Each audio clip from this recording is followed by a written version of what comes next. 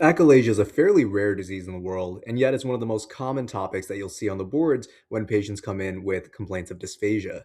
My name is Maruf, and in this video, we'll go over the most important concepts of achalasia that you need to know for your boards and for clinical practice. Let's dive right into it. At its core, achalasia is a disorder of the esophagus that's going to involve damage to the myenteric plexus.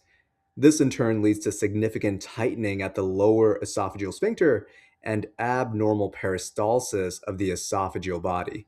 Now, to provide a little background, you do have a network of neurons within your enteric nervous system called the myenteric plexus.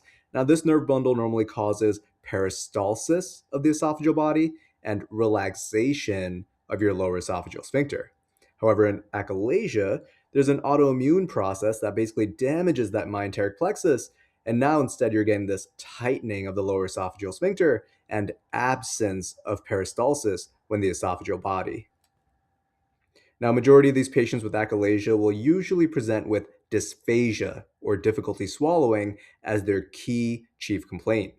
Specifically, though, they'll describe difficulty with swallowing to both solids and liquids starting at the exact same time of onset of their symptoms. This is a pretty unique feature of achalasia compared to other diseases like cancer, where you'll instead have dysphagia to solids first and then eventually to liquids as the obstruction gets bigger.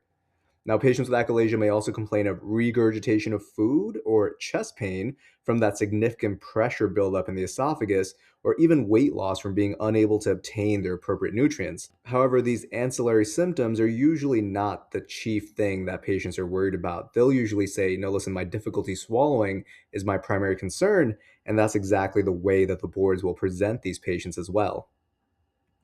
Now, to diagnose achalasia, you'll eventually need to perform an esophageal manometry, which is going to be your definitive diagnostic tool. On manometry, you'll see increased pressures at the lower esophageal sphincter and absent peristaltic pressures at the esophageal body. Basically, exactly what we said is the pathophysiology of the disease. However, this is not the first test.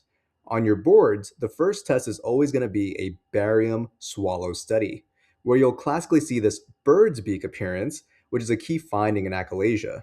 Remember that dilated esophageal body is going to represent the head of the bird, and the constricted lower esophageal sphincter will represent the beak of the bird. On your boards, you should always get a barium swallow as the first test if you suspect achalasia based upon the symptoms. But you also need to follow it up with an esophageal manometry afterwards in order to actually confirm the diagnosis of achalasia.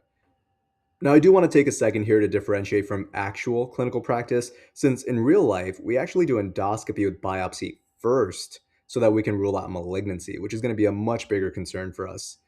Think about it, a mass in the lower esophageal sphincter can actually cause a very similar bird beak appearance on barium swallow and can even cause similar looking high pressures on the manometry if that mass is located right next to that lower esophageal sphincter. But again, this is just between you and me. For the boards, you're going to be doing a barium swallow first. That's it. Now, when you do perform endoscopy in a patient with achalasia, you'll often see findings that are suggestive of the disease, like retained saliva and food or a puckered gastroesophageal junction. But remember that these findings don't confirm achalasia as a disease, it just suggests it. How this might translate on your boards, you might get a clinical presentation that sounds a lot like achalasia, the classic solid and liquid at the same time, and they just happen to mention an endoscopy with these suggestive findings. And they'll ask you, hey, what's the next step?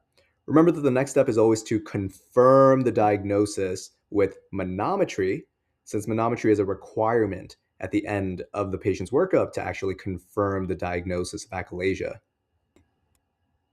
Now, once you've made the diagnosis of achalasia by that confirmatory manometry testing, the next step is going to be to offer treatment. Unfortunately, achalasia really doesn't have a cure, but most patients are going to be offered pneumatic dilation as the first line of their treatment.